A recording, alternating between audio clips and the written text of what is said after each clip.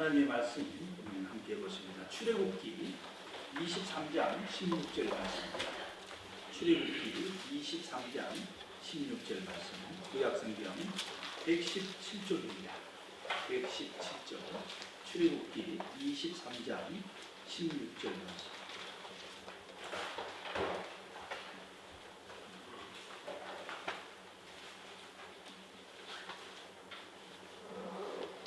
한 절 우리 함께 보시겠습니다. 다 찾으신 줄 알고 출애굽기 23장 16절 말씀 한 절 보시겠습니다.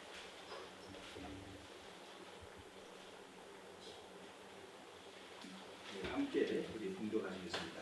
외큐절을 지키라. 이는 내가 수고하여 밭에 뿌린 것에 첫열매를 거두리니 수장절을 지키라. 이는 내가 수고하여 이룬 것을 연말에 밭에서부터 거두어 저장함이니라. 아멘. 절이라는 절기는 하나님께서 이스라엘 백성들이 포로 생활을 하는 데서 구원하시고 또 이제 애굽 나라에서 해방이 되어서 모세를 따라 홍해 바다를 건너고 나서 3개월, 그러니까 애굽에서 3개월이 지나고 난 다음에 시내산에 도착을 했습니다. 그 시내산에서 하나님께서 앞으로 구원받은 백성이면 1년 중에 꼭 3번의 절기는 꼭 지키라고 가르쳐 주신, 명령하신 절기가 바로 3가지 절기인데, 그 중에서 첫 번째 절기가 유월절 절기입니다. 무교절이라고도 하는데 유월절 절기. 그 절기는 너희가 죄로부터 해방이 되어 구원받은 백성으로 살기 위하여 예수님의 어린 양의 피를 꼭 기억하거라 하는 그 절기를 주셨고, 두 번째 절기는 그 유월절이 지나고 나서 50일째 되는 날에 그 유대 지방에는 근동 지방에는 보리를 심으면은 그 시기에 5월에서 6월 정도에 첫 이삭이 첫 열매를 맺습니다. 그래서 그 보리를 한 단 다 만들어 가지고 그것을 딱 묶어서 성전에 와서 흔들어 가지고 하나님 앞에 절기를 지켜라. 그 절기가 바로 맥추절입니다. 그러니까 첫 번째 수확하는 기쁨을 하나님 앞에 씨를 뿌리고 첫 번째 수확한 기쁨으로 드리는 예배가 맥추절인 것입니다. 그리고 나서 가을에 거둬들인 곡식을 창고에 넣고 추수감사하는 마음으로 하나님 앞에 드리라는 절기가 바로 추수감사절이죠. 이 절기의 새 절기는 우리가 지키고 싶어서 하나님 앞에 지키는 것이 아니라 하나님의 은혜를 생각하며 꼭 지키라고 하나님께서 가르쳐 주신, 꼭 명령하신 절기인 것입니다. 우리가 이 절기를, 하나님께서 우리에게 절기를 주신 목적이 있습니다. 그 목적은 너희는 나의 은혜를 꼭 기억하라. 기억시키기 위하여 하나님께서는 이 절기를 주셨습니다. 그리고 우리가 기억하고 하나님 앞에 예배를 드릴 때에 우리는 하나님 앞에 놀라운 축복을 받게 됨을 하나님은 약속하셨습니다. 할렐루야. 그렇기 때문에 우리가 지난 6개월을 하나님 앞에 되돌아보며 감사하는 마음으로 예배를 드리고 있습니다. 우리 신명기 16장 9절에서 11절 좀 더 자세하게 하신 말씀이 신명기 말씀입니다. 한번 찾아 읽어보도록 하겠습니다. 신명기 16장 9절에서 11절 말씀입니다. 9절에서 11절 말씀 함께 봉독하시겠습니다. 7주를 셀지니 곡식의 낫을 내는 첫날부터 7주를 세어 내 하나님 여호와 앞에 77절을 지키되 내 하나님 여호와께서 내게 복을 주신 대로 내 힘을 헤아려 자원하는 예물을 드리고 너와 내 자녀와 내 노비와 내 성중에 있는 레위인과 및 너희 중에 있는 객과 고아와 가부가 함께 내 하나님 여호와께서 자기의 이름을 두시려고 택하신 곳에서 내 하나님 여호와 앞에서 즐거워할지니라. 아멘. 참 놀라운 축복이 아닐 수 없습니다. 오늘 하나님께서는 출애굽을 떠난 지 3개월째 되는 그들에게 광야에 도착을 한 그들에게 최고의 축복을 주시기 위하여 절기를 주셨습니다. 맥주절을 지키는 것은 우리가 감사하는 마음으로 지키는 것이죠. 어떤 크리스찬이 가정에 딸이 한 분 계셨는데 이 딸이 불행하게도 안타깝게도 정신 이상이 왔습니다. 부모된 심정이 얼마나 안타까웠습니까? 병원을 데리고 가보니까 참으로 정신병으로 판정이 났으니 얼마나 안타깝겠어요. 그런데 이제 예수님을 영접한 믿음의 식구이다 보니 하나님 앞에 열심히 기도합니다. 기도회도 열고 목사님께 안수기도도 받고 참 이렇게 열심히 기도하는데 소용이 없어요. 차도가 없습니다. 의사는 절망적이라고 말씀을 전해줍니다. 이 그리스도인이 집에 돌아와서 고민에 빠졌습니다. 내가 하나님 앞에 도대체 무엇을 잘못했길래 하나님은 내 사랑하는 딸에게 정신병을 허락하셨는가? 아무리 생각해봐도 이유가 없습니다. 이유가 없어요. 내가 작년에 하나님 앞에 소원한 것이 떼먹은 것이 있는지, 또 1년 중에 농사진 것을 내가 참 하나님 앞에 감춘 것이 있는지 아간을 생각해 보기도 하고 여러 가지 손을 뻗어봤는데도 이유가 없는 거예요.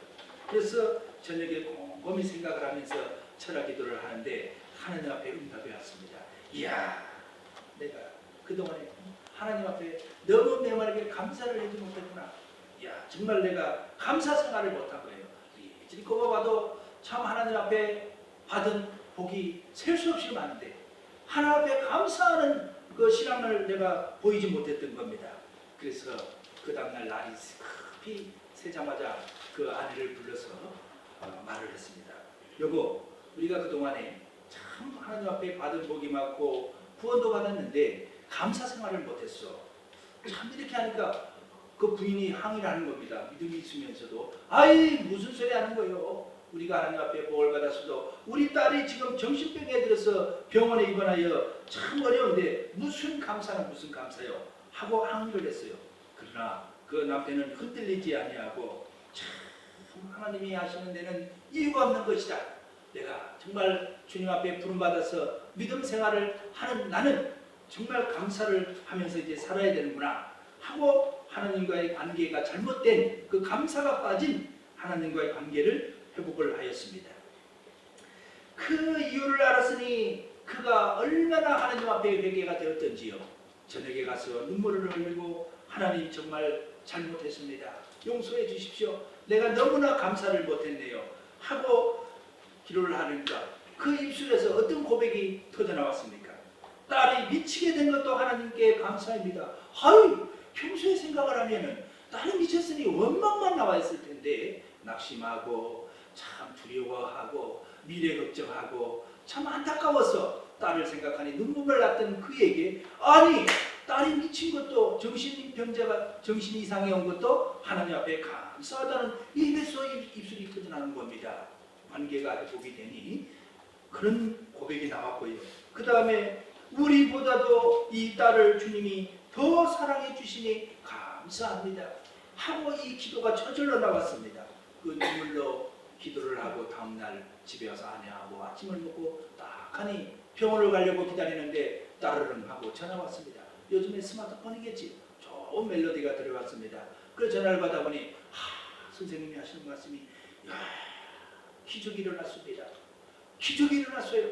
아침에 보니 이 참 환자가 도저히 의사생활을 내가 참 많은 세월을 했지만 이렇게 온전하게 돌아온 경우는 처음 봅니다. 하고 전화가 왔던 겁니다. 할렐루야. 이 감사를 하고 참 신앙 고백이 나오고 이렇게 신앙이 바뀌게 하나님 앞에 감사가 터져나오니 딸의 건강이 회복이 되었습니다. 이것이 밑도 끝도 없이 이런 신앙 고백이 저절로 나오는 것이 아닙니다. 하나님께서 말씀하시기를 출애굽기 23장 25절에 내 하나님 여호와를 섬기라. 그리하면 여호와가 너의 양식과 물의 복을 내리고 너희 중에서 병을 제하리니. 할렐루야. 감사가 회복이 되니 여호와를 감사로 섬기게 되니 병이 떠나가더라 이 말씀입니다. 눈물로 기도를 드리고 하나님 앞에 감사가 회복되면 저와 여러분들의 삶이 획기적으로 놀랍게 변화될 줄 믿습니다. 저의 말이 아니고요. 하나님의 말씀입니다. 하나님의 말씀입니다.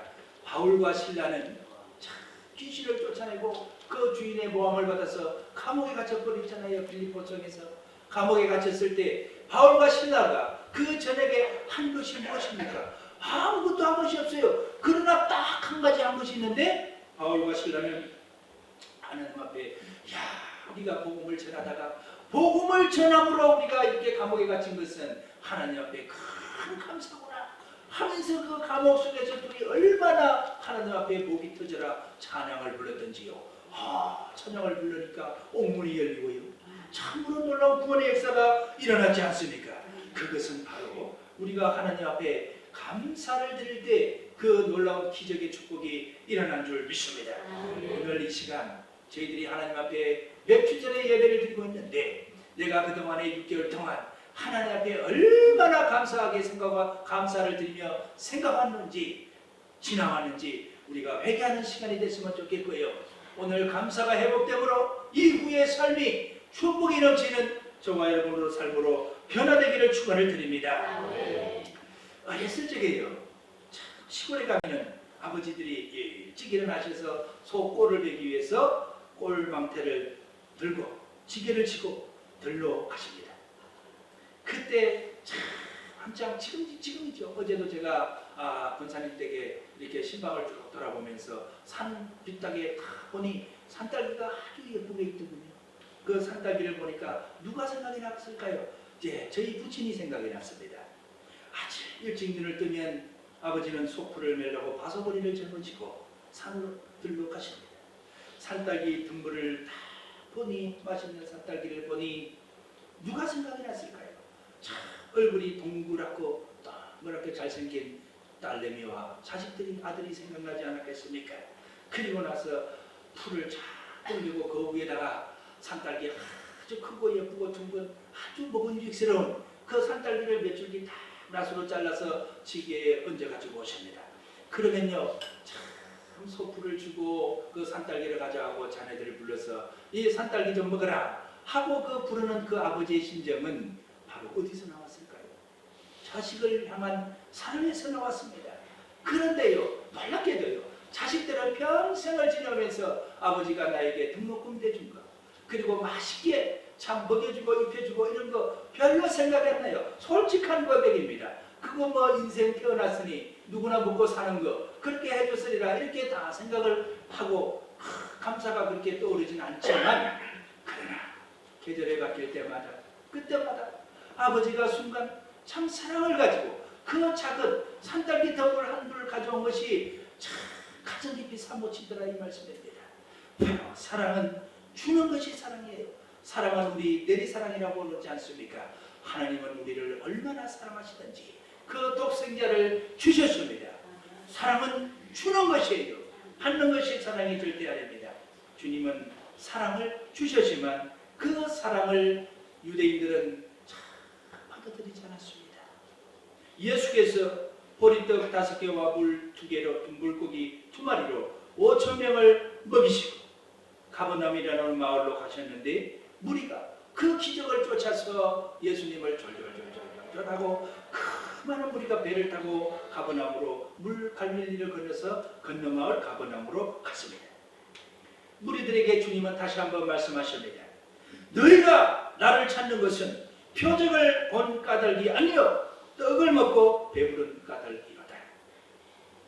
너희가 나를 보고도 도무지 믿지 아니하는도다. 할렐루야. 참 예수님께서요 표적을 많이 보여주시고 기적을 수없이 베풀어 주셨는데도 참 믿는 사람만 믿고 참으로 믿지 않는 사람은 끝까지 주님의 십자가를 못 박에 돌아가시고 부활하실 때까지도 그들을 믿지 않았습니다. 믿지 않으니 뭐가 없을까요? 열매가 없습니다. 믿음의 열매가 없어요. 주님을 믿어야 우리가 주님의 참 사랑스러운 열매를 주렁주렁 많이 열매를 맺을 수가 있는데 믿지 않으니 열매가 없다고 주님은 한탄하셨습니다. 우리네 미련한 인생 참 불쌍히 이기셔서 주님께서 이 땅에 오셔서 십자가를 져주시고 우리들에게 주어진 가장 큰 보배보다도 더 값진 그 보배로운 진주보다도 더 귀한 보석, 그것은 무엇인가요? 우리들의 마음 가운데 예수가 하나님의 아들이심을 믿는 믿음을 선물로 주셨더란 말씀입니다. 이 선물을 매일매일 꺼내가지고요, 우리 고갯도에 넣어놓으면 참 녹습니다. 먼지 않습니다. 매일 꺼내가지고 아침에 일어나면 꺼내가지고 수건으로 참 닦아서 반짝거리는 것을 보면서 구경도 하시고요, 저녁에 잠들 때는 혹시나 이 보물을 어떤 나쁜 X가 참 훔쳐갈까봐 거의 간직하기도 하고, 얼마나 귀중한 보석이에요. 날마다 잊지 않고 쳐다봐야 될 것이 바로 우리의 믿음인 줄 믿습니다. 할렐루야. 이 믿음은 늘 축복입니다. 예수님이 우리 죄를 위해서 생명을 주셨습니다. 나를 믿는 자에게 성경의 이름과 같이 그 배에서 생수의 강이 흘러나오리라. 할렐루야. 이 생수의 강은 성령 충만을 말씀하고 있습니다. 이 성령 충만은 사랑은 오래 참고, 사랑은 온유하며, 사랑은 시기하지 않으며, 사랑은 겁내지 아니하고 성내지 아니하고 불의를 참지 아니하고, 얼마나 멋진 단어들입니까? 이 참 사랑의 충만함이 저와 여러분들의 삶에 넘치기를 주의 이름으로 축원을 드립니다. 이 사랑이 넘치는 것은 어떻게 해야 넘친다고요? 고갯도에 숨겨있는 믿음을 꺼내서 매일 보셔야 되는 거예요. 그래야 우리가 사랑이 넘치면서 살 수가 있습니다. 누가복음에는 이 비유를 들어서 예수님께서 좋은 예를 들어서 말씀해 주셨습니다. 실제로 있었던 이야기지요. 예수님께서 시몬 바리새인의 집에 초청을 받아서 갔습니다. 그런데 이 초청을 받으면서 갔음에도 불구하고 이 못된 인간은 주님 앞에 팔씻을 물들이지 않아요.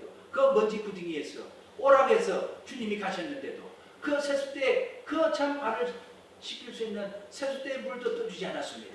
그런데요, 그 예수님이 오셨다는 얘기를 듣고 죄 지은 한 여자가 어떤 죄를 지었는지는 모르겠지만 아마도 사람들에게 손가락질 받는 그런 죄였던 것 같습니다.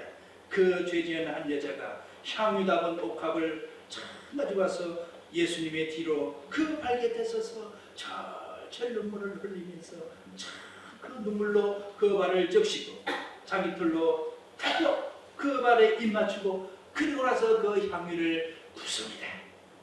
주님께 참 많은 사랑을 입었다 생각하기 때문에 그런 행동을 보이는 것이 아니겠습니까? 사랑은 섬기는 것이에요. 사랑은 다 주는 것입니다. 사랑은 주는 것이에요. 늙은 죄수 한 분이요, 평생 감옥에 갇히는 중죄를 짓고 감옥에 갇혀버렸습니다. 그 감옥에 갇히다 보니 사람을 사귈 시간도 없잖아요. 그리고 친척 만날 시간도 없어요. 사람을 싹 틔울 시간도 없어요. 그러다 보니 이 가슴은 얼마나 메말라가고 힘들었던지 오늘날 이 경쟁사회 속에서 열심히 살아가고 있는 저와 여러분들의 모습을 보는 듯합니다. 자, 이 노인 얼마나 안타까웠던지 어느 날 그 감옥 창밖에 날아온 참새 한 마리가 있었어요. 그 새를 바라보니 얼마나 반갑던지 자기가 먹던 빵 조각을 하나 주워가지고 새에게 줬습니다. 손바닥에 빵을 내미니 새가 얼마나 반가웠겠습니까? 와서 먹고 그 다음날도 새가 날아오니 음식을 남겼다가 빵 조각을 남겼다가 새에게 나눠줍니다. 둘이는 서로 말은 하진 않지만 눈빛으로 교환을 했습니다. 새가 날아가지도 않습니다.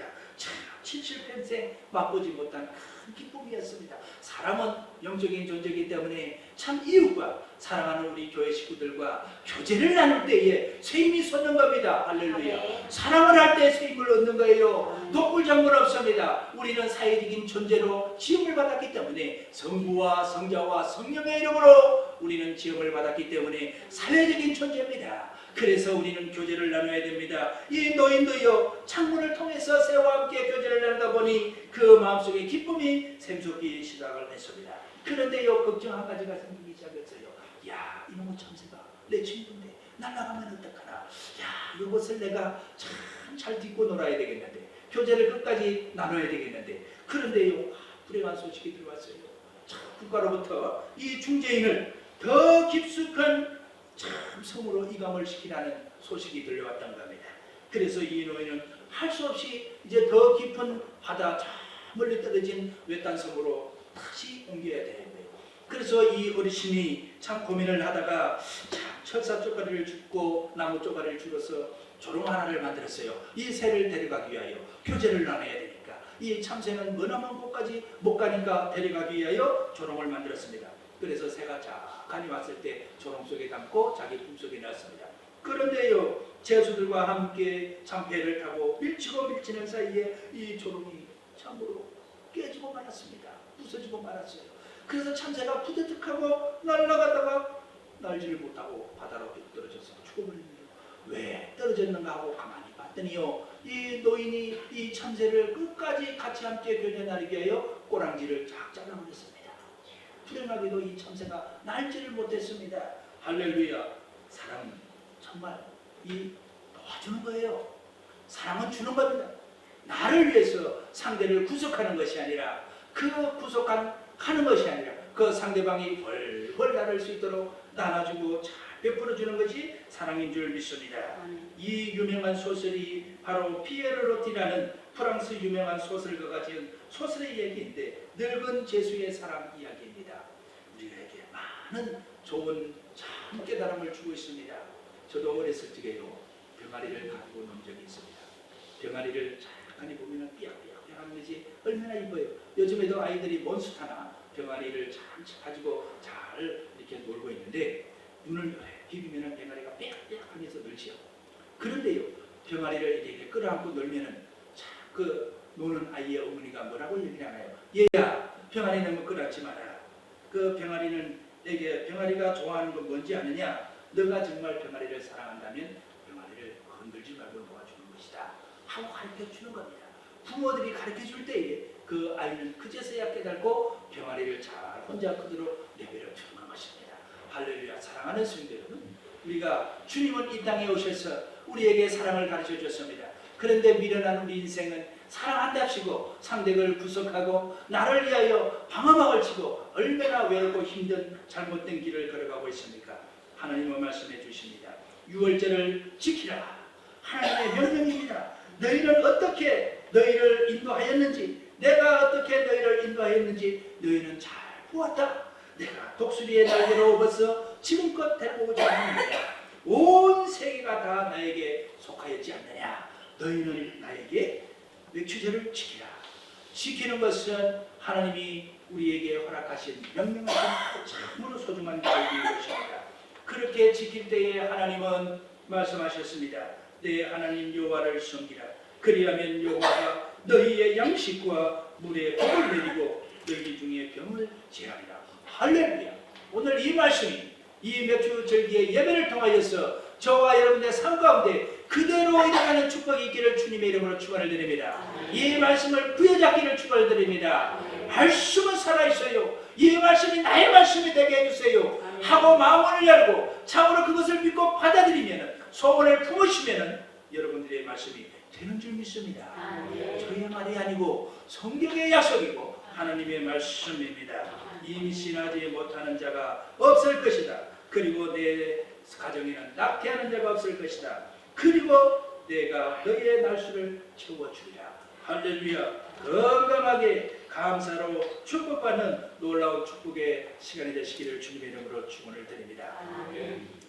세상에 많은 사람들은요, 물질을 소유하는 것이 복이라고 생각을 합니다. 그리고 잘 되는 것이 복이라고 생각을 하시고 있습니다.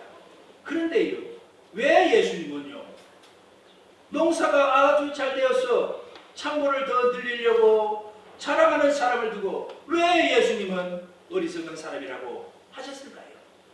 잘 돼야 축복받는 것이라고 한다면 예수님의 그 말씀은 틀린 말씀인데, 이 땅에 오셔서 전능하신 하나님께서 이 땅에 직접 오셔서 하신 말씀이 잘 되는 것만이 복이 아니다 라고 비유를 들어서 말씀해 주는 겁니다. 어리석은 사람이라고까지 주님은 말씀해 주셨습니다. 기업이 잘 되고 인수합병을 통하여서 기업이 번창을 하고 엄청난 부자가 되고, 예수님은 왜 그를 복 있는 사람이라고 하지 않고 오늘 밤 내 영혼을 데려가면 너의 재물이 누구 것이 되겠느냐 하고 물으면서, 그렇기 때문에 어리석은 사람이라고 말씀해 주셨습니다. 어떤 직장 해보자가요, 취직이 잘 안 돼서 포기할까 하는 생각이 들었습니다. 그렇게 포기를 하다가 이제 목사님께 한번 상담이나 들어보야 쓰겠네 하면서 목사님을 찾아갔죠. 목사님, 저는 제 인생을 되돌아보니까요 버림받은 인생 같습니다. 목사님은 어떻게 생각하세요? 그러니 목사님, 나도 그렇게 생각해서 합니다 하고 이렇게 대답은 못하잖아요. 목사님이 눈빛을 늘 쳐다보니까 이 사람이 너무 진짜 실망에 빠져 있습니다.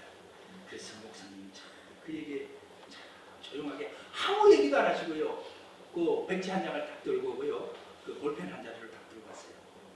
형제님, 제가 물어봅니다. 그러면 제가 물어볼 때 답을 한번 적어보세요. 1번, 이제 무슨 그 형제님은 아내가 있습니까? 예, 있습니다. 있으면 예, 없으면 아니요. 그 아내가 형제님을 버리셨습니까? 안 버리셨습니까? 아니요. 우리 아내는 참 착한데요. 나를 안 버렸으니까 내가 오늘날 이처럼 잘 살고 있냐는 말입니까? 자, 1번, 버리지 않았으니 착한 여인 하고 생각하니 이 형제님이 그렇구나, 그럴 수도 있겠네. 자, 다음에 2번을 묻습니다. 형제님은 자식이 있으십니까? 네, 있습니다. 2남 3녀입니다. 나는 무려 5명이나 낳았습니다. 잘 크고 있죠. 그 자녀들이 참 잘 살고 있나요? 예, 참 믿음 안에서요 하나님을 잘 섬기고 주일도 빼먹지 않고 착한 아이들로 잘 살아가고 있습니다. 그러면요 그거 참 어떻게 생각하세요? 그랬더니 형제의 마음이 이제 한 40%까지 조금의 용기가 생겼습니다. 세 번째로 그랬습니다. 형제님, 아침, 저녁, 점심, 저녁 하루 세 끼 드십니까? 아니면 몇 끼 드세요? 저는 참 아버지 때부터요 건강한 위장 하나만큼은 참으로 참 철장같이 태어났습니다. 제가 젊은 시절에 비록 그 많은 술을 마셨어도요 지금 뭐 끄떡없이 버텨온 거 보면은 참으로 좋은 위장을 타고났지요. 하루 세 끼 밥 잘 먹습니다. 그래요? 야, 그거 그러면은 하나님의 축복 아닐까요? 건강하게 사는 거. 지금도 위장병이 걸려서 위암이 걸리고 참 건강검진하면은 요즘에 노백이 전부 다 위암검진하고 위내시경 다 받지 않습니까? 걱정 없는 거 감사작업 아닐까요? 하고 물어봤어요. 그 다음에 목사님이 또 한 가지 물었습니다. 그러면 형제님은 친구가 있으십니까? 예, 참 친구들 많습니다. 내가 참 이래봬도요 취직은 잘 안 돼도요 참 그 인간들하고 놀기는 참 멋지게 놉니다. 참 그래서요 매주만 되면 뭐 오라는 데는 없어도 갈 때는 참 많습니다 하고 그렇게 대답을 하는 거예요. 그까지 뭐 질문은 한 10가지가 되는데 4번까지만 딱 했는데도요 이 사람은 내가 그동안에 너무 내가 엉뚱한 생각을 하고 살아왔구나, 감사의 제목이 너무나 많구나 하고 목사님께 물어볼 때고요. 목사님, 내가 그동안에 생각을 잘못하고 살았네요. 이처럼 감사의 제목이 많은데 내가 오늘부터 감사하면서 살아야 되겠네요. 나보다 못한 사람 바라보며 용기를 가지고 내가 믿음을 갖고 살겠습니다 하고 축복 기도를 받고 감사를 하며 돌아갔는데 그 다음날 어떤 일이 일어났을까요? 감사를 하니까요 저는 가만히 원서를 내고 까마득히 잊었던 회사로부터 참 우리 임원으로 좀 맡아달라고 연락이 왔습니다. 할렐루야. 감사를 하게 되면요 반드시 좋은 일이 일어납니다. 할렐루야. 감사를 하게 되면 반드시 우리가 가정에 좋은 일이 일어나요. 한번 공책을 갖다 써보세요. 우리는 사나 죽으나 우리의 위로는 무엇일까요? 그것은요 바로 예수 그리스도입니다. 사나 죽으나 우리에게 위로가 되는 것은 아까 주머니 속에 참 우리에게 선물로 주신 믿음을 꺼내서 아침에 점심에도 저녁에도 쳐다보라고 합니다. 내가 오늘 참 알 수 없는 미래를 알 수 없는 우리의 인생, 차를 타고 나가도 늘 방황 운전을 하지만 어떻게 될지 모르잖아요. 일을 하다 보면 어떻게 될지 몰라요. 그러나 그 일을 할지 모르지만 한 가지 분명한 사실 하나는 내가 예수를 믿고 있기 때문에 참 영혼을 보장받았다는 사실 아니겠습니까? 예수의 이름을 가지고 있습니다. 내가 무엇을 할 수 있을까? 할 수 있는 것부터 한번 써보는 겁니다. 그래서 오늘 예배를 마치고 오후에 저녁에 잠드시기 전에 노트 한 권을 딱 찢어가지고요 볼펜을 딱 잡고 한번 써보세요. 내가 이 보석과 같은 믿음을 위해서 주님을 위해서 할 수 있는 것이 무엇일까 하고 한번 1번 딱 하고 써보십시오. 내가 내 삶 가운데 내 스스로가 할 수 있는 것 중에 할 수 있는 것이 무엇일까 1번 딱 써보시고 그 다음에 2번, 3번까지만 써보십시오. 3번까지만 써보시고요 한번 그것을 꼭 감사하면서 해보십시오. 지금까지 지내온 것 주의 크신 은혜라 앞으로 살릴 놀라운 축복이 쏟아져 내릴 줄 믿습니다. 반드시 쏟아집니다. 반드시 쏟아져요. 하나님의 말씀입니다. 그것이 바로 성령의 도우심이요 역사하심인 줄 믿습니다. 에베소서 1장 8절에는 어떻게 이 말씀에 대한 확정을 주셨는고 하니 이는 그가 모든 지혜와 총명을 우리에게 넘치게 하사 이미 우리들 안에는 예수 믿는 우리들에게는 지혜와 총명을 넘치게 해주셨습니다. 다만 이것을 꺼내서 감사함으로 우리가 살지 못했기 때문에 그렇습니다. 에베소서 1장 10절에는 우리는 하나님의 비밀을 아는 존재라고 말을 하였습니다. 아주 특별한 존재, 이 주머니 속에 믿음이라는 보석을 가진 아주 특별한 존재입니다. 그러면 오늘 감사절에 우리가 참 진정 기뻐해야 할 감사의 제목은 무엇일까요? 우리가 지금 이스라엘 백성들처럼 유대인들처럼 볕단은 없지 않습니까? 그 보리단은 없습니다. 그러나 우리가 꼭 잊지 말고 우리가 보리단으로 생각해야 될 것은 세 가지를 함께 은혜를 나누겠습니다. 첫 번째는 주님의 음성을 듣고 우리 자신이 지금 매일매일 따르고 있다는 사실입니다. 할렐루야. 다른 사람이 옆에 있는 김서방과 최서방과 다른 우수방은 다른 그 사람들은 따르지 않고 있지만 나는 주일이 되면 예배를 알고 주님을 섬기기 위하여 맥주 감사들을 잊지 않고 예배를 지금 드리고 있다는 사실입니다. 이 자리에 있다는 사실입니다. 이 자체가 하나님 앞에 제일 큰 축복인 줄 믿습니다. 요한복음 10장 27절에는 이것을 위하여 주님께서 이런 말씀을 해주셨습니다. 나는 선한 목자라. 내 양은 내 음성을 들으며 나는 그들을 알며 그들은 나를 따르리라. 할렐루야. 우리가 주님을 알고 믿고 신뢰하기 때문에 예배 자리로 나온 거 아니겠습니까? 다음은 우리가 감사의 맥주절에 잊지 말고 꼭 챙겨야 되는 영적 감사의 제목은 하나님의 일에, 즉 복음의 일에 참여하고 있다는 사실입니다. 사도 바울은 얘기를 합니다. 빌립보 1장 5절에 내가 가장 기뻐해야 할 제목은 바로 빌립보 교회 성도인 너희들과 내가 참 복음 전하는 일에 합심하여 힘쓰고 있는 이 일이라 라고 말씀하여 주셨습니다. 디모데전서 1장 12절에는 나를 능하게 하신 그리스도 예수 우리 주께 내가 감사함은 나를 충성되게 여겨 내게 직분을 맡기심이니 할렐루야. 저와 여러분들에게 복음 들고 믿음을 가지고 살 수 있도록 맡겨주신 이 은혜야말로 하나님의 이 맥주절에 가장 소중한 감사의 제목인 줄 믿습니다. 다음은 내가 죽을 수밖에 없는 죄인임을 깨닫게 하여 주신 은혜입니다.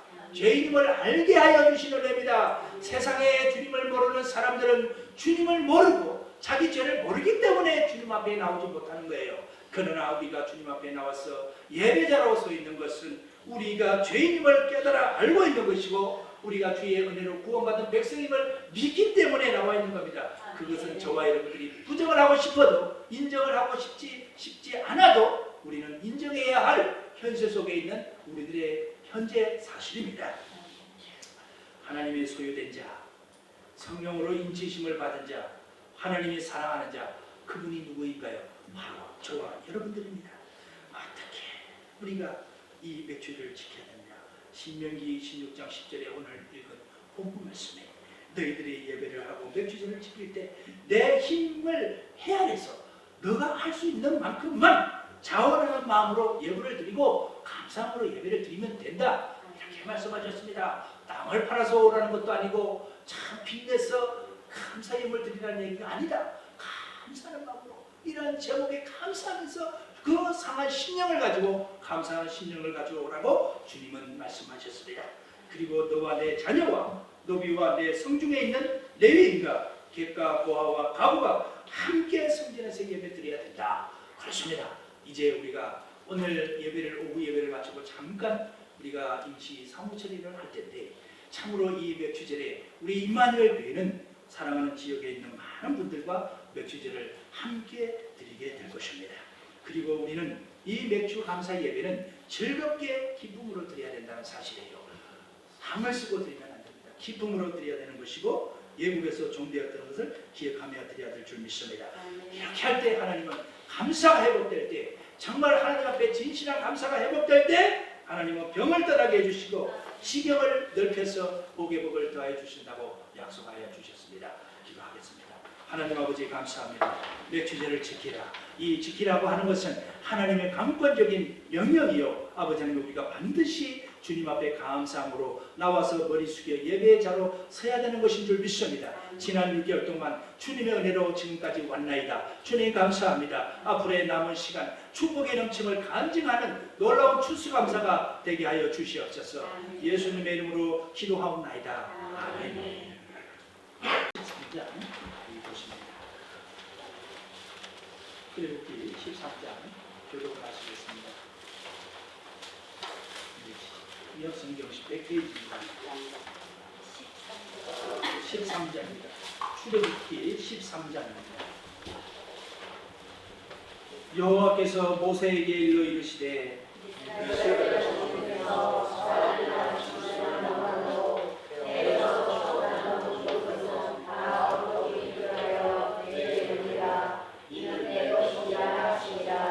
모세가 백성에게 이르되 너희는 애굽 곧 종되었던 집에서 나온 그날을 기념하여 유교병을 먹지 말라. 여호와께서 그 손의 권능으로 너희를 그곳에서 인도해 내셨음이니라.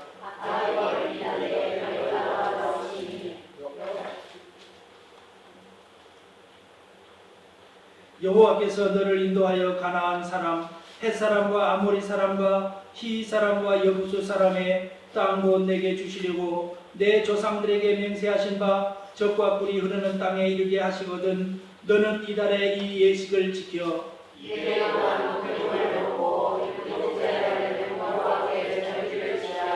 이래 동안은 무교병을 먹고 유교병을 내게 보이지 아니하게 하며 내 땅에서 누룩을 내게 보이지 아니하게 하라. 너는 그날에 내 아들에게 보이거리를 이 예식은 내가 애굽에서 나올 때에 여호와께서 나를 위하여 하신 일로 말미암으리라 하고 이것으로 내 손의 기호와 내 비간의 표를 삼고 여호와의 율법이 내 입에 있게 하라. 이는 여호와께서 강하신 손으로 너를 애굽에서 인도하여 내셨음이니 여호와께서 너와 내 조상에게 맹세하신 대로 너를 가나안 사람의 땅에 인도하시고 그 땅을 내게 주시거든 너는 배에서 처음 난 고기와 내게 있는 가축에 대해서 처음 난 것을 다 구별하여 여호와께 드리라. 수컷은 여호와의 것이라. 나귀의 첫 새끼는 다 어린 양으로 대속할 것이요 그렇게 하지 아니하려면 그 목을 꺾을 것이며 내 아들 중 처음 난 모든 자는 대속할지니라.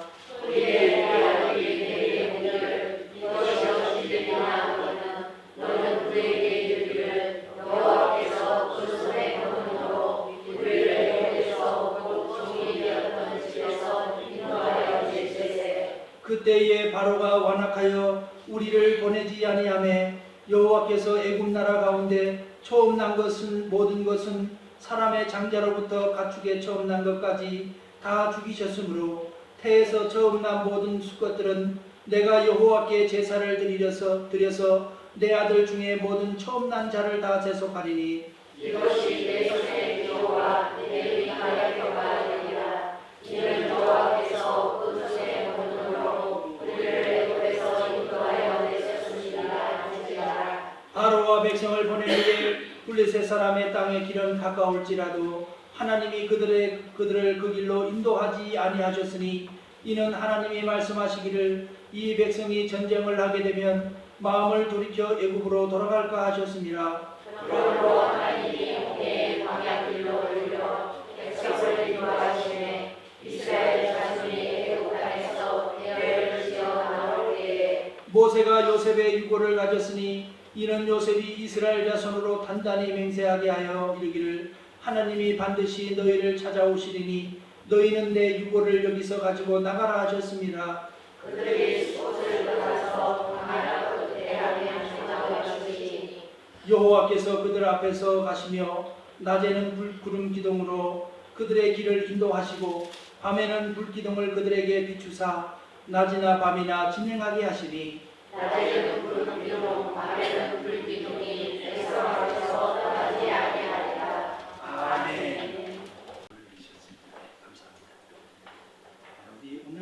말씀은 요즘에도 이 출애굽기 13장을 보면은 주님을 사모하여서 구별하여 돌리는 분들이 참 말씀해 주셨는데, 지금도 우리가 예수님을 믿는 신앙인들 가운데 지금도 뭐 우리 각자도 그렇지만 뜨거움에 사모하여서 주일만 되면 참 막 그 주일이 기다려지면서 예배를 사모하며 열정적으로 믿음을 가지고 예배 드리는 분들이 참 많습니다.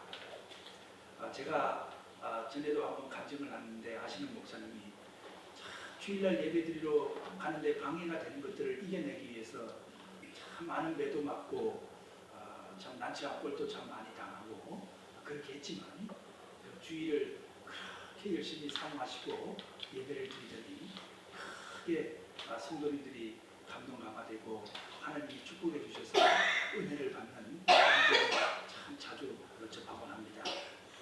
오늘 하나님께서는 구별하여서 내게 돌리라고 명령을 하셨고, 그리고 우리가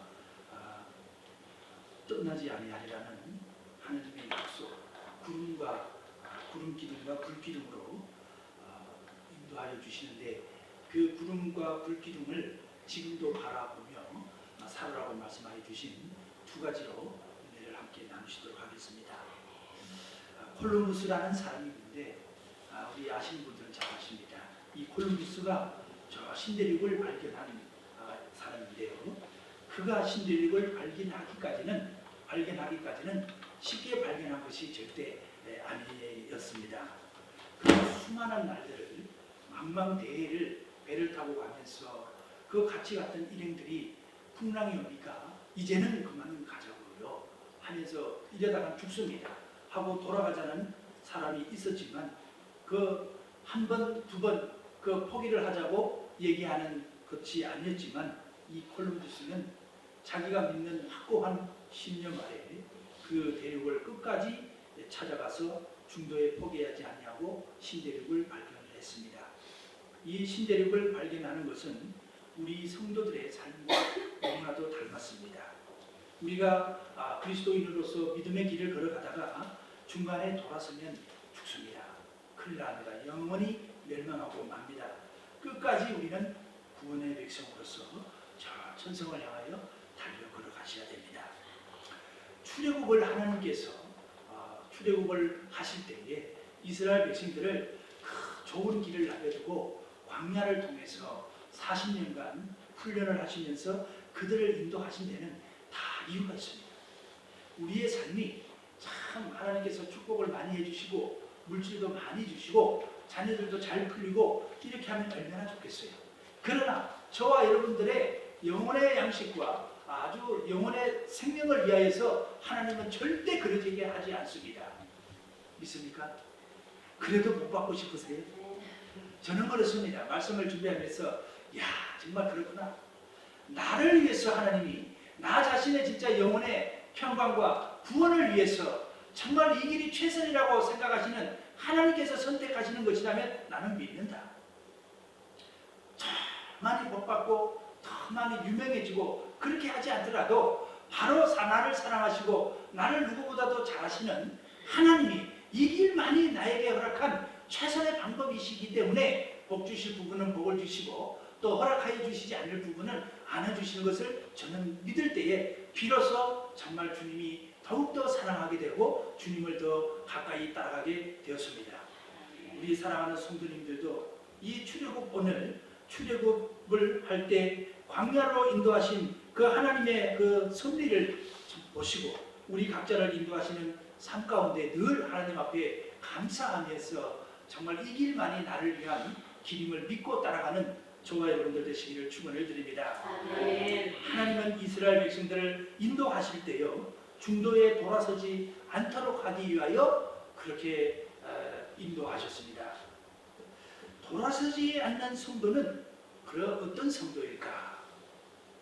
광야 같은 날들이 많고 많은 분들이 얘기를 하지요.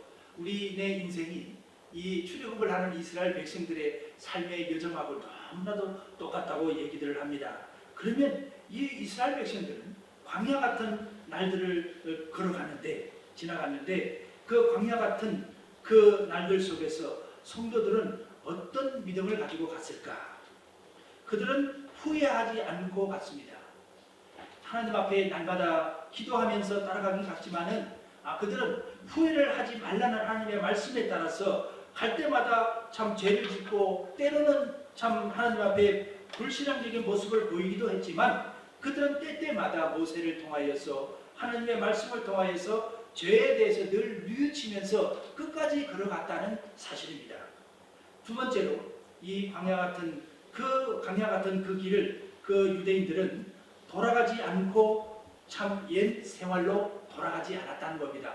비록 그들이 부추가 생각이 났고 그들이 잘 먹던 고기가 그립고 했지만 그리고 뭐 참 역청을 비벼서 벽돌을 굽는 일을 그들이 감당을 했지만 그래도 저녁에는 그 이슬을 가릴 집도 있었고 뭐 그런 처지를 생각하며 과거를 그들은 생각은 했지만 그러나 끝에서는 그들은 옛 생활로 돌아가지는 않았습니다. 그렇습니다. 우리는 이 유대인들처럼 광야를 걸어가는 그분들처럼 우리는 과거로 돌아가지는 말아야 됩니다. 그리고 후회는 될지언정 죄에 대해서 뉘우침은 늘 갖고 그 죄로 돌아가서는 안 되는 것입니다. 그리고 한 가지 빼놓지 말고 우리들이 그들의 삶을 통하여 뒤돌아봐야 될 것은 표대를 향하여 나갔다는 것입니다. 그들은 가나안 땅이라는 그 목적지를 향하여 끝까지 걸어갔습니다. 우리 그 아름다운 우리 교회, 우리가 미자립교회로 후원하는 교회인데 그 목사님이 처음에 제가 참 주님의 일을 좀 하고 싶다고 하니까 학교를 다니니까 저에게 추천해 준 책이 한 권 있습니다. 하나님의 사람이라는 책인데요.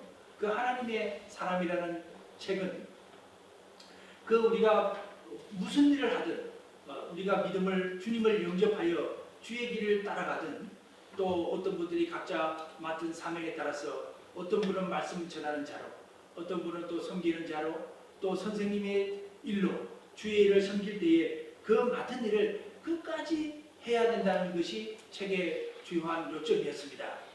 저는 공부를 할 때마다 참 공부는 잘 못하고 참 잘하지는 못하지만 끝까지는 해야 되겠다 이 생각만큼은 변하지 않았습니다.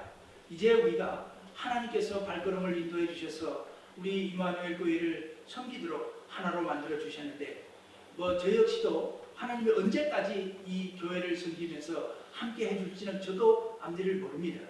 그리고 물론 권사님들이나 함께한 모든 식구들과 앞일은 모르지만 우리가 한 가지 꼭 잊지 말고 간직해야 되고 주님을 앞에 매달려야 될 것은 하나님이 인도하는 대로 우리는 하나님의 사람으로서 내가 맡은 일은 끝까지 가고 하나님께서 중간에 인도하시면 할 수는 없지만 내가 맡긴 일에 끝까지 간다. 이것이 하나님께 쓰임받는 사람의 가장 기본적인 본분임을 이 책은 소개를 하여 주었습니다.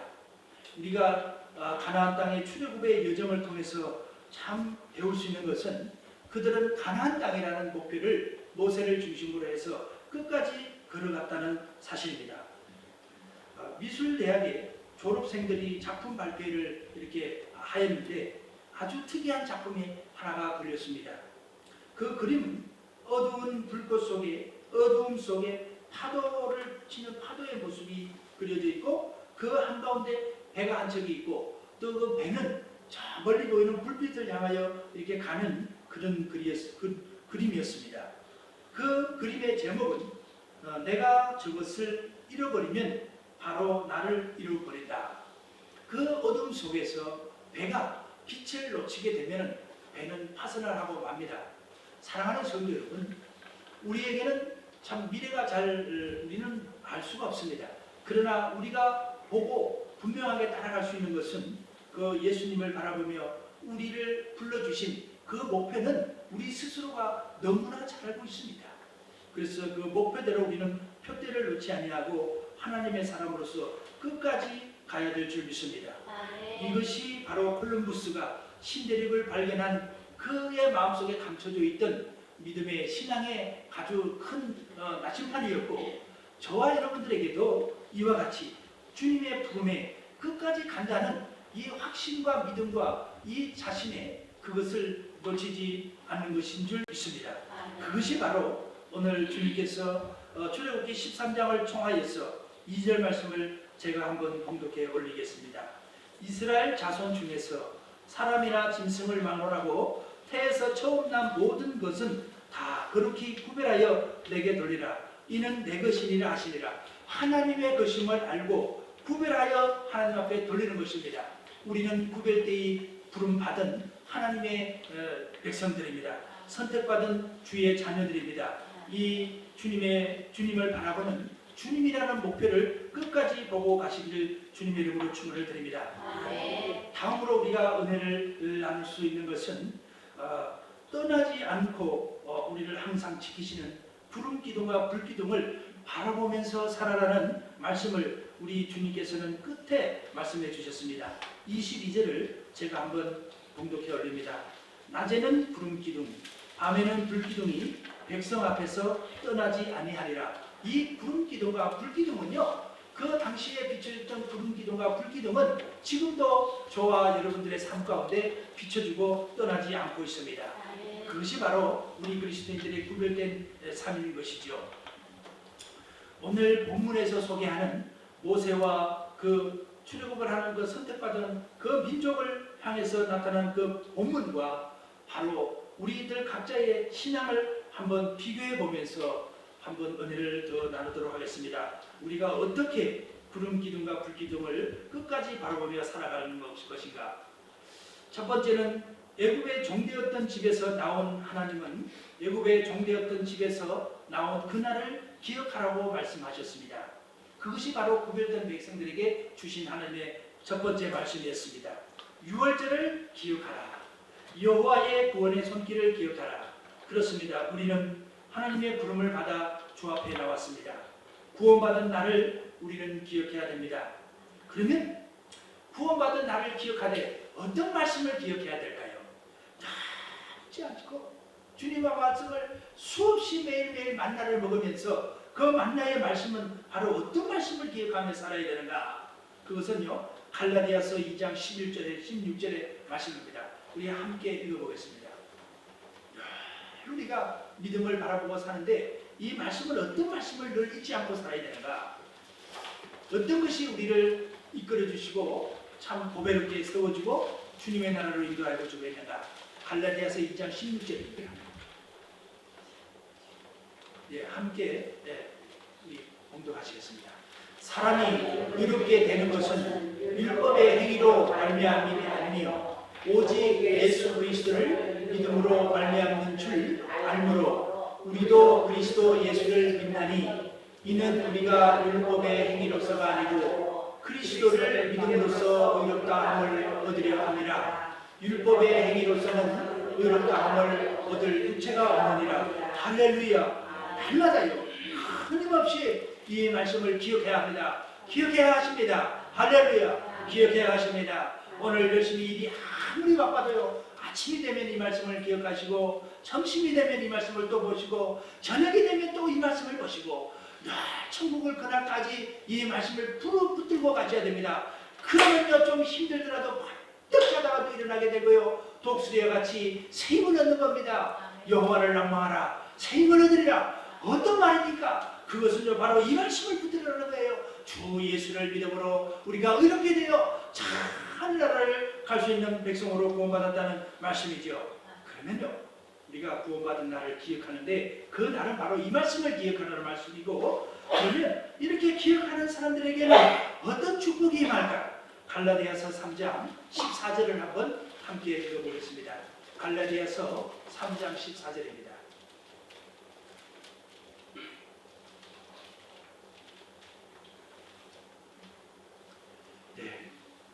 함께 보시겠습니다. 이는 그리스도 예수 안에서 아브라함의 복이 이방인에게 미치게 하고 또 우리로 하여금 믿음으로 말미암아 성령의 약속을 받게 하려 함이라. 아멘. 우리가 그 방금 갈라디아서 2장 16절의 말씀을 우리가 붙들었는데 그 붙든 백성들에게는 아브라함께 임했던 축복이 그대로 우리들의 삶 가운데 이루어진다는 것을 믿습니다. 할렐루야. 믿으시면 아멘 하시기 바랍니다.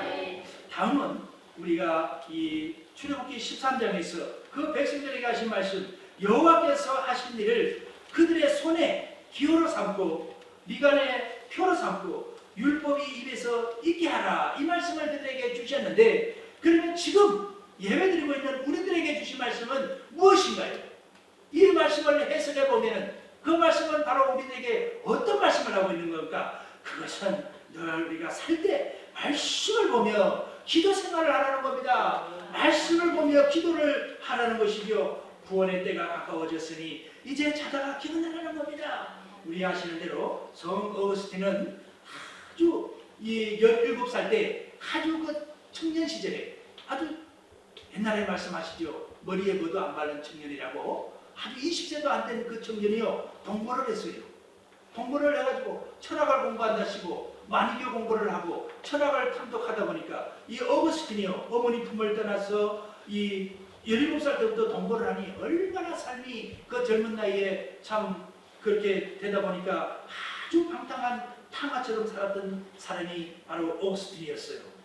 그런데 이 어거스틴이 이제 철학을 떠나고 만이교를 떠나서 이 암브로시우스라는 아주 놀라운 스승을 만나지 않습니까? 이 어거스틴이 4세기 사람입니다. 380몇 년에 태어나서 4세기에 살던 사람인데, 그 당시에 아주 유명한 교부 중에 한 사람인 암브로시우스가 그 스승인데, 그 스승에게 참 이 스승은요, 오늘 읽은 갈라디아서의 말씀, 믿음으로 의롭게 된다는 것에 아주 철두철미하게 신앙으로 경건하게 살았던 인물이 바로 암브로시우스입니다. 이 암브로시우스에게 하나하나 교육을 받아서 그가 많이 주님의 나라에 접근을 했지만, 그가 참 그 당시만 해도 회심은 할 수가 없었습니다.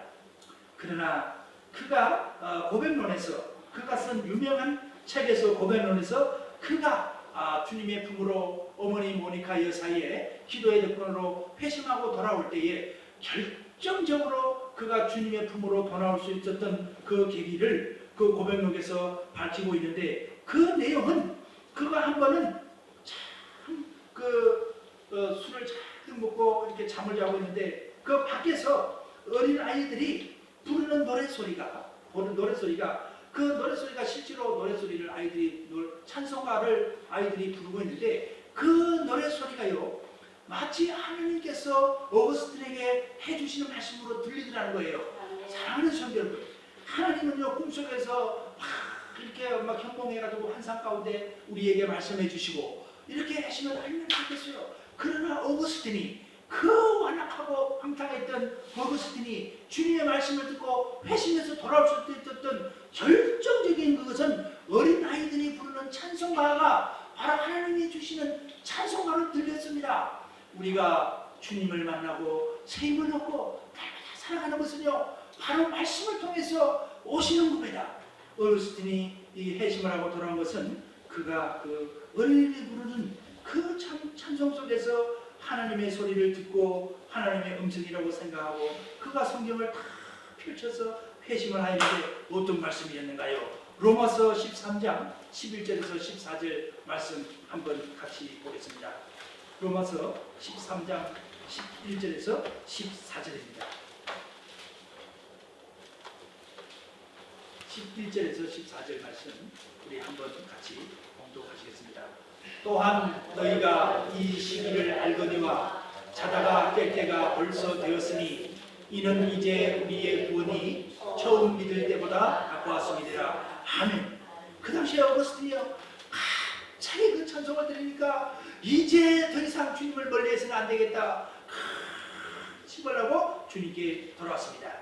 바로 우리가 말씀과 기도의 생활로 돌아가는 것이 여호와께서 유대민족에게 손의 기호로 삼고 미간의 표로 삼고 율법이 입에 있게 하라, 이 말씀이 바로 말씀과 기도로 생활하는 말씀인 줄 믿습니다.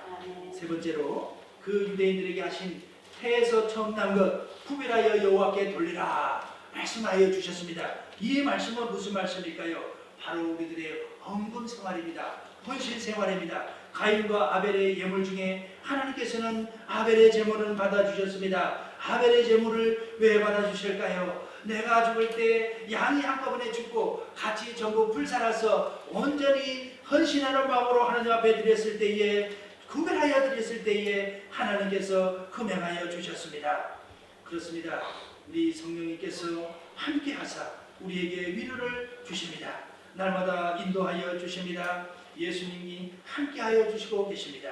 하나님이 오늘도 우리를 구름과 불기둥으로 인도하여 주시는데, 그 구름과 불기둥으로 인도하여 주심을 날마다 믿고 따라가는 것이 바로 구름과 불기둥을 우리가 지금도 보며 바라보며 따라가시는 것인 줄 믿습니다. 하나님은 우리에게 말씀하셨습니다. 두려워하지 마라. 두려워하지 마라. 함께하고 있다. 염려하지 마라. 그 말씀이 성경에 유명한 성경 구절이 7군데나 나옵니다. 우리 한번 기록하실 분들은 기록하셔도 좋습니다. 여호수아서 1장 9절에 보면은 여호수아에게 얼마나 하나님께서 모세가 떠나가고 여호수아를 부르실 때에 당부하고 싶었던 말씀이, 하나님께서는 너는 두려워하지 마라. 강하고 담대하라. 두려워하지 마라. 두려워하지 마라. 강하고 담대하라. 하나님께서는 약속을 주셨습니다. 그리고 나서 약속이 무엇인가요? 너와 함께 한다는 약속입니다. 우리가 날마다 감사하면서 주님 앞에 두려움 없이 주님을 붙들고 불기둥과 구름기둥을 바라보며 살 때에 하나님은 우리와 함께하여 주심이 나타난다는 것을 약속해 주었습니다.